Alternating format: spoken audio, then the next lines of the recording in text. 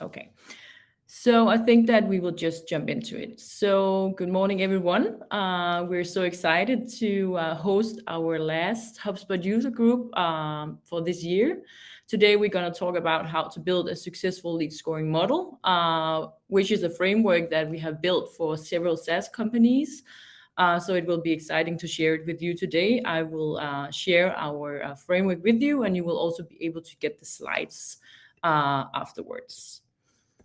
So just a quick introduction to what this HubSpot user group is, since we have a lot of new faces today. So the Nordics SaaS HubSpot user group is a community where you will learn from proven cases of inbound direct success.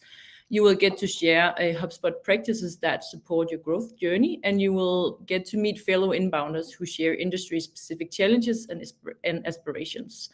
So we have also had a couple of cases, and next year we're going to do more cases as well. But today we're going to deep dive into lead scoring. So I'm Lotte, and I'm a co-founder and SaaS lead here in Helion B2B. I have worked with HubSpot daily for more than 7 years, and I also have have done extensive work with inbound strategy for B2B SaaS companies, and I'm also the leader of this HubSpot user group. So today we're going to run through how to build a successful lead scoring model. It will take about 25 minutes, and then we're going to end with a Q&A for about 15 minutes. So in the you will have both a general chat where you can write with each other and write where you're from. But you also have a Q&A chat where you can put in your questions, and then we will take them at the end. But you should be more than welcome to just type in your questions as we go along. Okay, so let's jump into how to build a successful lead scoring model. So when you work with lead scoring, there is a lot of different metrics to consider. Here at Helion, we always consider 4 key metrics whenever we build a lead scoring model. So we look into ICP data, so which data fits your ideal customer profile. We look into demographic information, we look into engagement, and we look into buying intent. So I guess a lot of you have already been working with lead scoring. Maybe some of you have succeeded, some of you have not, and you will be more than welcome just in the chat to type in what your experience has been with lead scoring beforehand.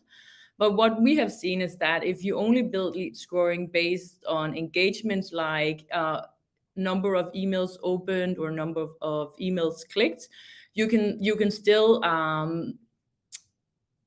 give a lot of points to leads that may not fit your ideal customer profile.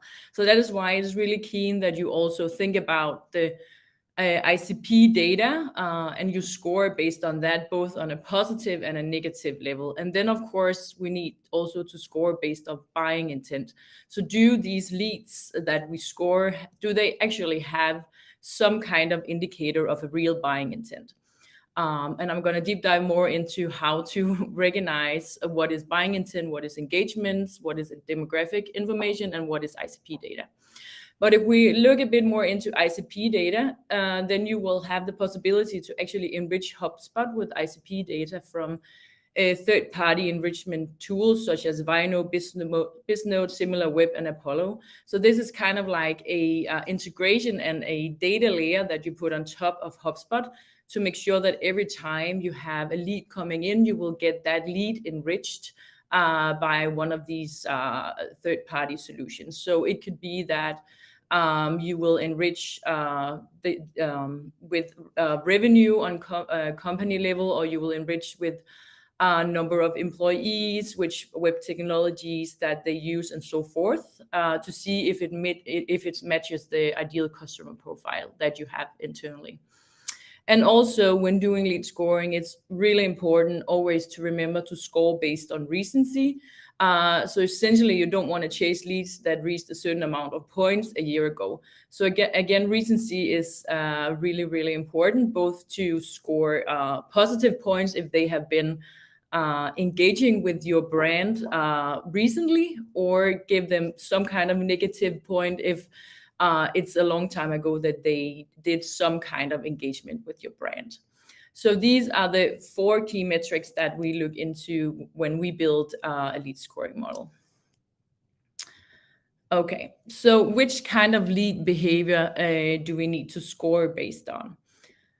So without a defined set of actions, you might hand over leads that aren't ready to move on to the sales process. So what type of behavior or engagement does really indicate this sort of buying intent? So again, ICP data such as revenue, number of employees, which industry that the lead is from, or web technologies can be really keen data points to build into a lead scoring model as a SaaS. Because maybe you have specific integrations to certain web technologies, and then it will make sense to score these leads with a better score because you know that they fit your ideal customer profile. Then we have demographic data such as do we know their business email? Do we know their phone number? Do they have a job title that fits into our buyer persona? And of course, do we know which buyer persona it is? So if you have predefined buyer personas and you have set these buyer personas up in HubSpot, you will also be able to do lead scoring based off the buyer persona as well. So again, this is also really important to see if it actually matches the ideal customer profile of your brand. Then we have unique form submissions. So have they submitted a form, in the top of the funnel, in the mid of the funnel, or in the bottom of the funnel? And again, of course, we will score with higher points in the bottom of the funnel rather than the top of funnel. So this is again a way to dissect between which kind of form submissions have they been doing on the website. Then, of course, we have emails opened and clicked. This is also an indicator that we can use. But again, this is not the most important indicator since we can't always trust the data from the emails. But still, it can be a good idea to put it in if you do a lot of lead nurturing or you do newsletters as well, just to see if there is some kind of engagement on your emails. And then, of course, we have page view overall on the website. So do they browse your blog? Do they browse your different website pages? But more importantly, do they browse your mid-funnel pages like product pages, solution pages, case pages? It can also be integration pages if you do certain integrations in your product.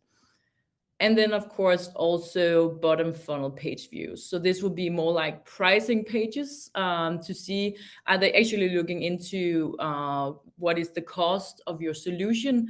Because then they will most often be longer in the buyer's journey. And then, of course, we also have product engagement, such as product tours. Did they sign up for freemium? Did they start a free trial? So these are also quite great indicators to use in the lead scoring. Some brands have more different product engagements, and some only go for the freemium, the free trial of the product tour. But if you have more than one, this will also be a great way to score your leads. And then we have recency. So of course, we need to score based on last email clicked. We need to score based on last website visit.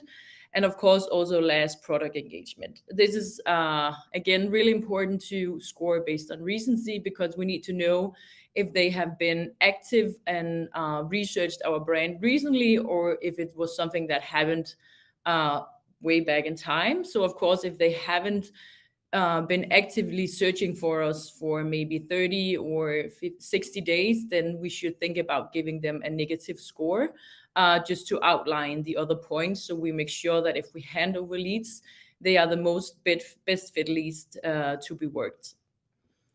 And then we have trigger events. So do we have some kind of buying trigger events such as contacting sales, book a demo, calculate price, and so forth? These events are more, I would say, real buying intent. So if they show this interest on our website, we need to make sure that some kind of bell is ringing because these leads are warm, and most often they will also be ready to be vetted by sales as well.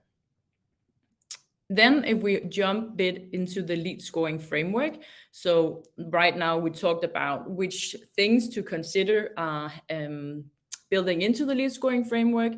Now I will jump into to showcase how we actually work with the lead scoring framework here at Helion.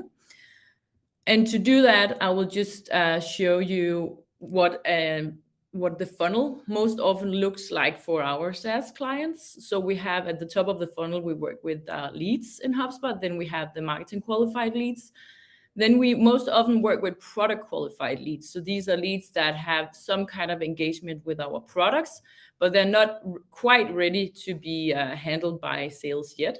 Then we have sales qualified leads, we have opportunities, and we have customers.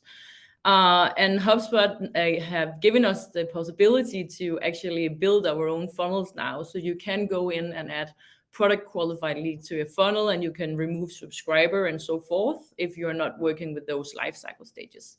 But this is most often the case and the funnel that we work with our SaaS clients. So this is also what the framework is based on.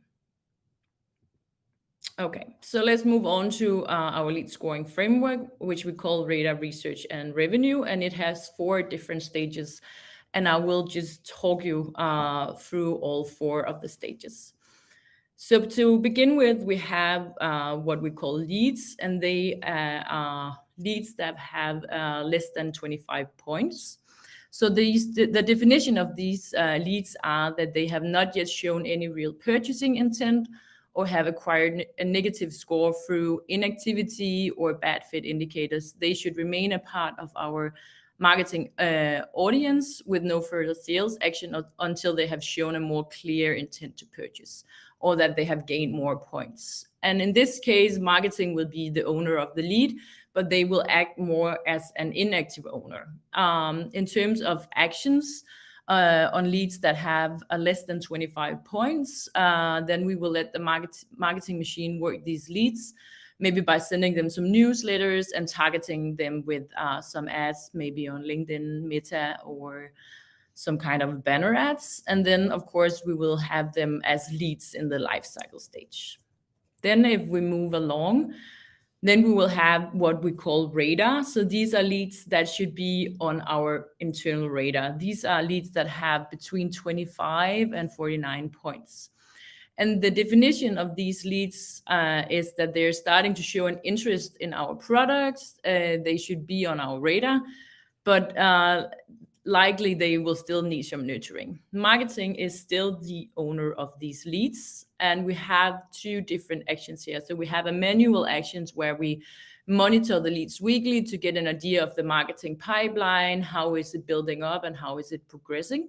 And then, of course, we have also an automatic action where we can enroll them in some kind of lead nurturing email flow, or we can target them with more product or feature specific ads. So we can try to show them some ads that are a bit further down the funnel, where we start to prime them with our products and features, because we want to move them along to become product qualified leads. So leads will most likely have hit the MQL because they start to be on our radar. They start to do some research. They start to be interested in our product. Then we have the research part of our lead scoring framework, which is 50 to 74 points. So the definition of these leads are that they are actively showing interest in us and our products, and they might already have been engaging with our products. So they might have signed up for a freemium, they might have gone through some kind of product tour, or maybe even started a free trial. The owner here will be inside sales. If you have an inside sales or someone in sales vetting these leads that have reached this point in the lead scoring. And again, we have 2 different actions here. So we have a manual action where we, of course, actively monitor them. We do research on who they are, how they got to this level of points, and whether if we need to gather some additional information about them. And then we, of course, also have an automatic action here. And this would most likely be a sales sequence if you have Sales Pro or Sales Enterprise on HubSpot. And here we can enroll them in a book demo or start trial sequence if you have a free trial on the website, of course. And you can do that in the name of the lead owner. So we will start to do some automatic personalized outreach here to try to move them further along in the sales process to actually be worked by sales. And here we would most likely want the leads to shift from MQLs to product qualified leads, because what we do here is that we want them to engage with the product as well. And then the last part of the lead scoring will be revenue leads, which are leads that have more than 75 points. So these leads, they continue to show buying intent, and if they're not already customers or talking to sales, they should be. And the owner here is, of course, sales. So we have, of course, an action of to assess the fit. And if it's good, of course, this should be handed over to sales. Most likely they already been. But of course, if the lead, if it's a bad fit, we would want to put them into some kind of quarantine if the timing is not right for further nurturing. So we will still have the possibility to do some feedback loop to marketing here to make sure that we will do some further nurturing if the timing is not right to be worked by sales. And then, of course, we will also have some actions here for the sales to work their magic. It can happen both by sequences, it can happen by outreach, and if you do like product-led growth, it can of course also happen in the products. And here we want the lead to move from product qualified to sales qualified, because these are actually revenue leads that matches our ICP. We have the right demographic information on them. They have been active with us recently, and they have engaged with our products. So this is the way that we work with the lead scoring framework here at Helion. And of course, I want to say that for us, lead scoring is like a framework we use to make sure that we gather all the leads, and we make sure that nothing falls through the cracks, meaning that lead scoring is a way to make sure that the leads that are not maybe filling out a book demo, talk to sales, or signing up with the credit card by themselves, that we have some kind of framework that will make sure that we stays on top of who is active, who is engaging with us, and that they can earn points based on their ICP fit, and of course also on their engagement. So we don't only run after the leads that actually fill out a real intent buying trigger form of some sort. Yeah. Then of course we need to figure out how to score these different points to become either a lead, a radar lead, research leads, or a revenue lead. And for that, we have built out a lead scoring matrix. And what I'm going to show you now is just an example of how it could look like. But I will just share the next screen. Sorry. Okay, so here is the lead scoring matrix that we use. So basically we have set it up so that we know which different metrics that we score on. So we have demographic data, we have ICP data enrichment, if you have a data enrichment tool to integrate with HubSpot.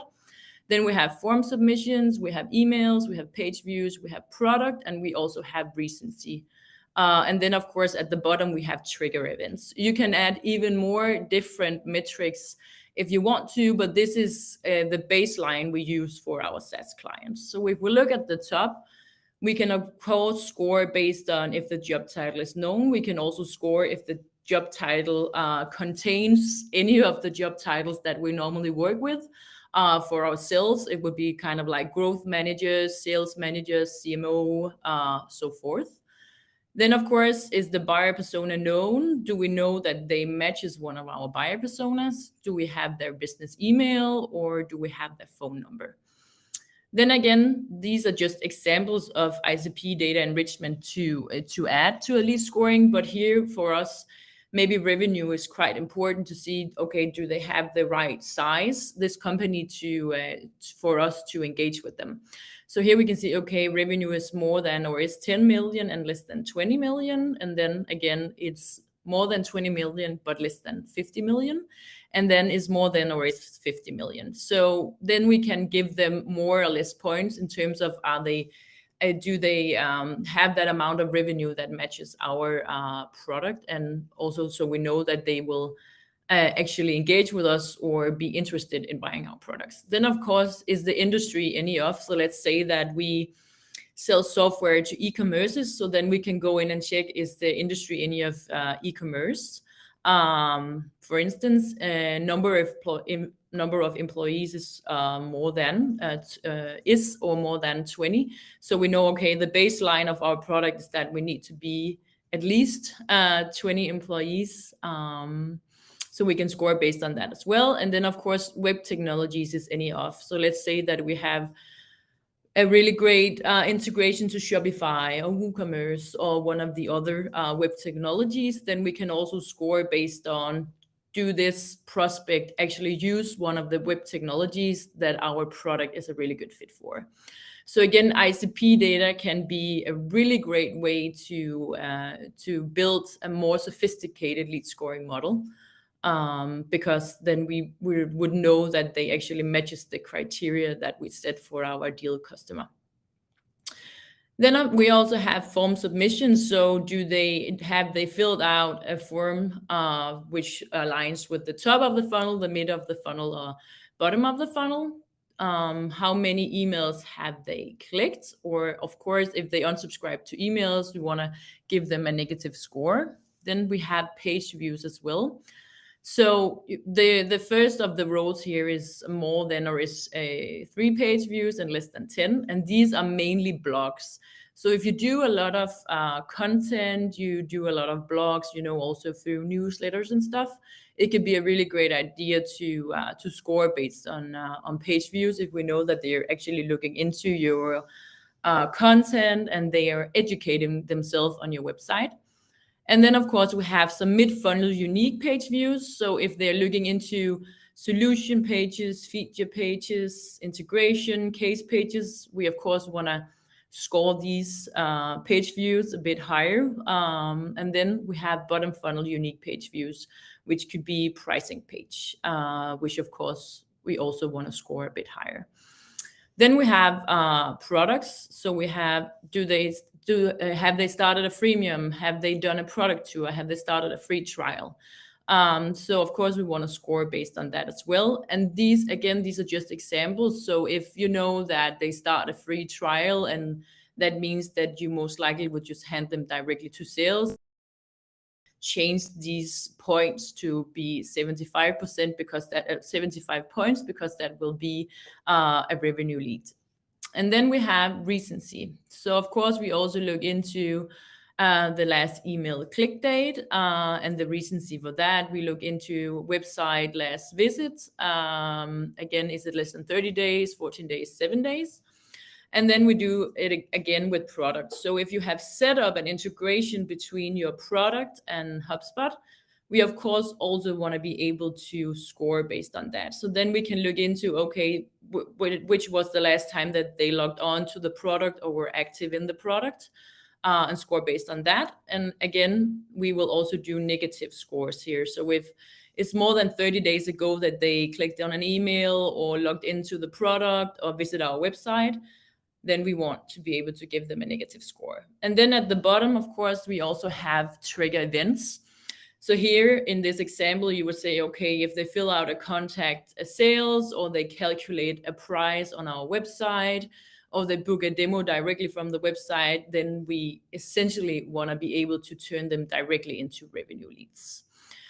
So this is just an example of how the calculations can be done. And of course, I've added space for notes and also for adjustments, which makes sense just in a while, because I will tell you how to actually test if it's working.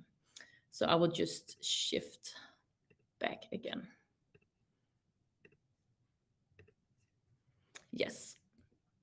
Okay, so we will just start to say that once you have done the lead scoring matrix and you're ready to start setting it up, you will need to set up the HubSpot score in HubSpot, of course. So you need to navigate to contact property, search for HubSpot score, then open it up, and then you can start defining both your positive and negative scores and set up all your rules. So it's just set up as a basic property in the backend of HubSpot, and it's quite easy to do so. And you can just see here on the small GIF that you can set up both your positive attribution.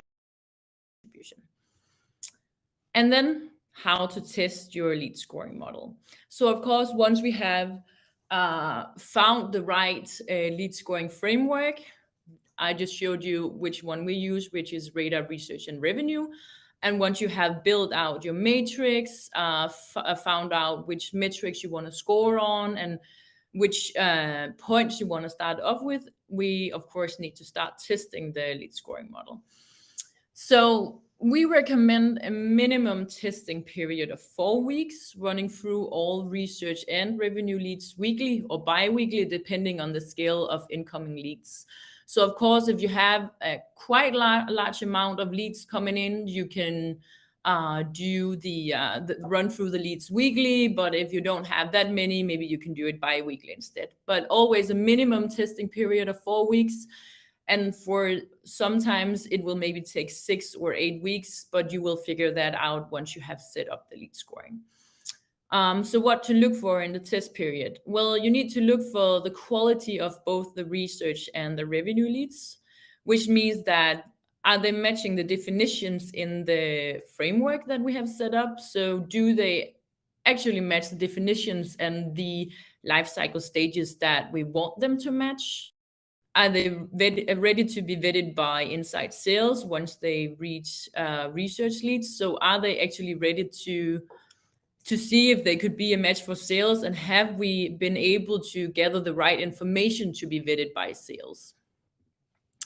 And are they ready to be worked by sales once they hit revenue? So these are some of the questions that you need to answer yourself weekly or bi-weekly when you run through the leads, especially the research and the revenue leads, which are the ones that makes the most sense for us to see if we can pass along in the sales process.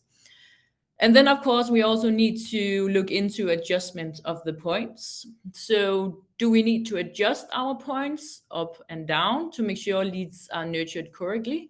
So you can say that, do we need to, set up to do less points of some of the attributes because we can see that the leads are not really nurtured in the right way yet? Then we need to score them a bit lower.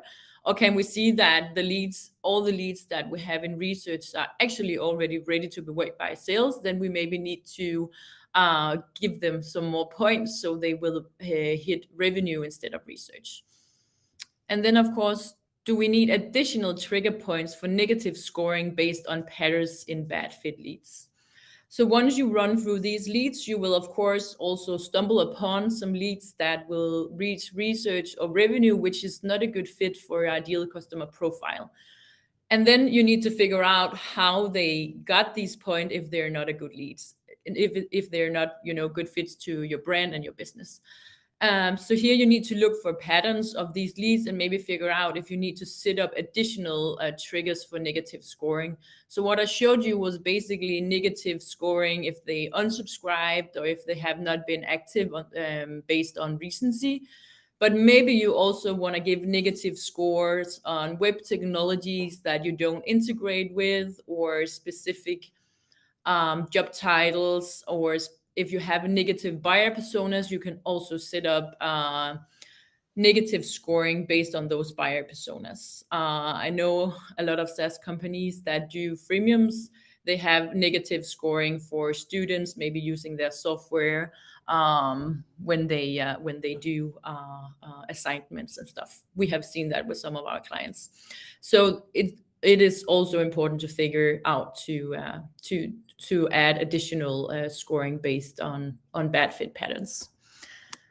And then we are ready with the Q&A. I think we have 10 minutes left, so I will just go in and open up the Q&A. Do you update life cycle stage backwards based on? That's actually a quite good question.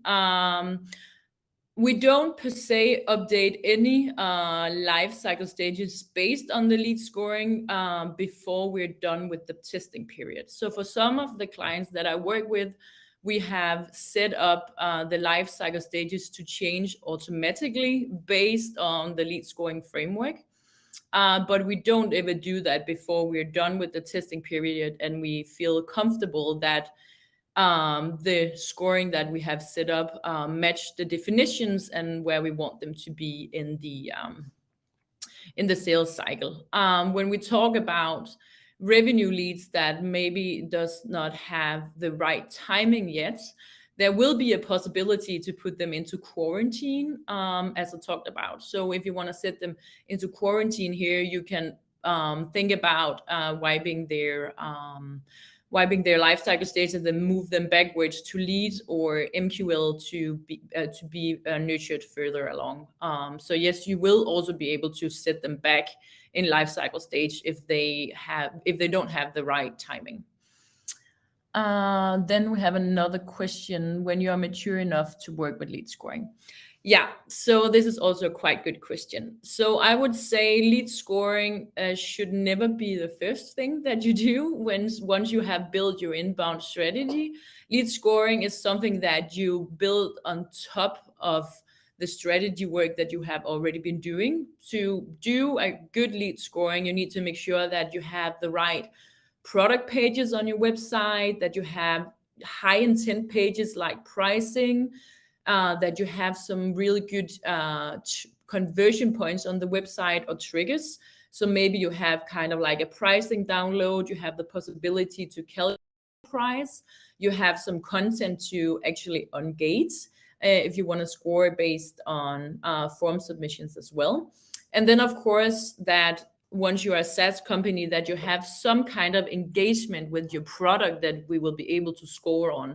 So do you have a product tour? Do you have a freemium? Do you have a free trial? It's quite important that you have some kind of other engagement with the product rather than just booking a demo.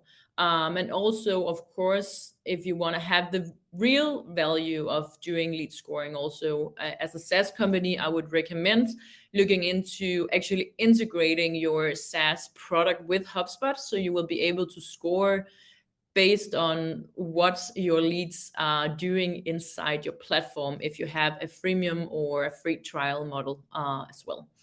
So I would say I would look into doing lead scoring if you are mature enough to have content, have well-defined product pages, and you have a well-defined conversion strategy on the website as well. Because then you will start to have all the basic information that you actually need to do good lead scoring. And then, of course, you don't need to have a third-party system to score based on ICP data. But if you don't have that many conversion points or you don't have that many interactions with the product, having a third-party database that can help you score based on ICP data will definitely take you further along to becoming mature to do lead scoring. So ICP data, I would say, is a really important part of having great lead scoring. Okay, so I have another question here. Do you see clients having internal full-time employees fully engaged in just lead scoring, lead nurturing flows and lead scoring? So that's a good question as well. So most of our clients, they very integrated between marketing and sales. So lead scoring, I would say, is not only a marketing job or a sales job. It falls kind of in between. So we need you as a brand, you need to figure out, do I want marketing to vet our research leads, or do I want someone in sales do the inside sales vetting? But yes, I see people in most like growth manager positions to be in charge of the lead scoring, to be in charge of getting the feedback from sales. Do we need to adjust the points? Do we need to add more negative scoring if we are handing over leads that are not matching the right ICP as well?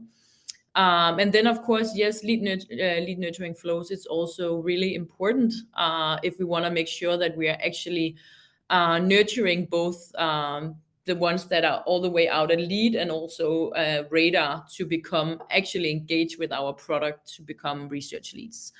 And this you can do both on email lead nurturing, but you can also do it based on ads. So HubSpot also has the great ability that you can actually build audiences in HubSpot based on your lead scoring as well. So you can funnel those directly to LinkedIn or Meta through HubSpot to make sure that you do specific ad campaigns based on where your leads are in the lead scoring framework. So you will have a lot of possibilities to actually with this lead scoring framework. Then we have another question. After implementing the lead scoring and testing it for 4 to 6 weeks and decided that it's good, how often should it be reviewed and fine-tuned? Yeah, that's a really good question as well. So most often I would recommend always that you have some kind of weekly or bi-weekly sit down between marketing and sales. I would not say that you need to review it weekly. But every time that you do new campaigns or you're adding new features to the product or you're changing things on the website in terms of conversion points or product pages, I would definitely review and fine tune the lead scoring. So if you do more based marketing, then you should definitely see if you need to fine tune or score new trigger points as well. And then I think that the most important actually in reviewing and fine tuning is finding that perfect spot of doing negative scoring as well. And that will be most easy to do with the feedback from sales.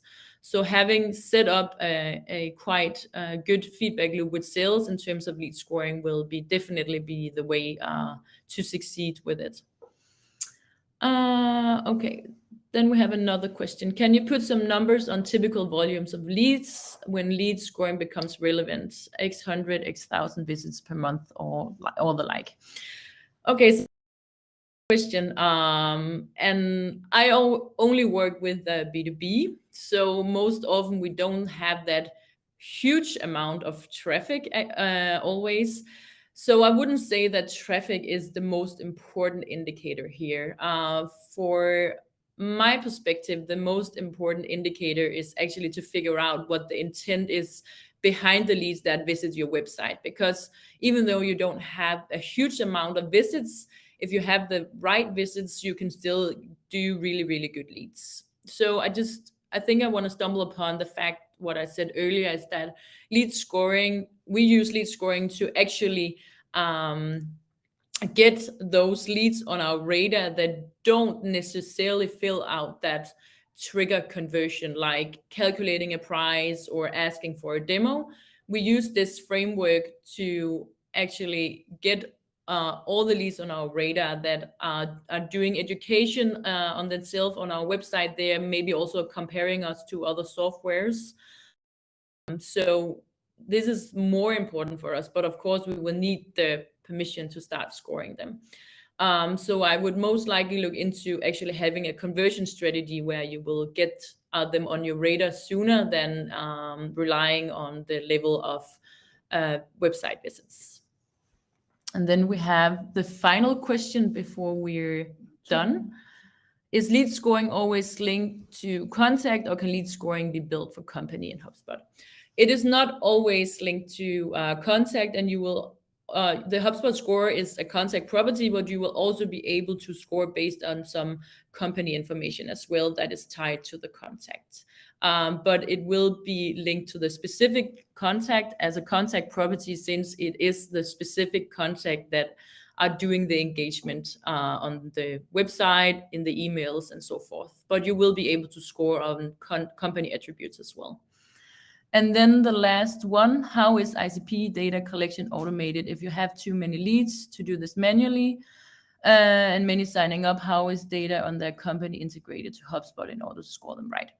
Okay, so if you have a subscription to either Vino, Bisnode, or one of the other third-party softwares, then they have HubSpot that feeds this information in real time.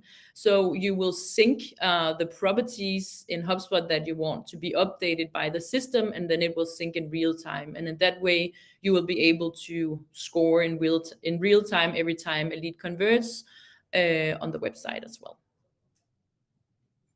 I think we just made the mark of the time. Thank you for so many great questions. And I saw that there was also a question of this being on demand. And yes, this session will be on demand and everything is recorded. And if you have any feedback, please don't hesitate to reach out once we send out the email with the wrap up from the session. I hope you have a nice day and see you next year for our session in Q1.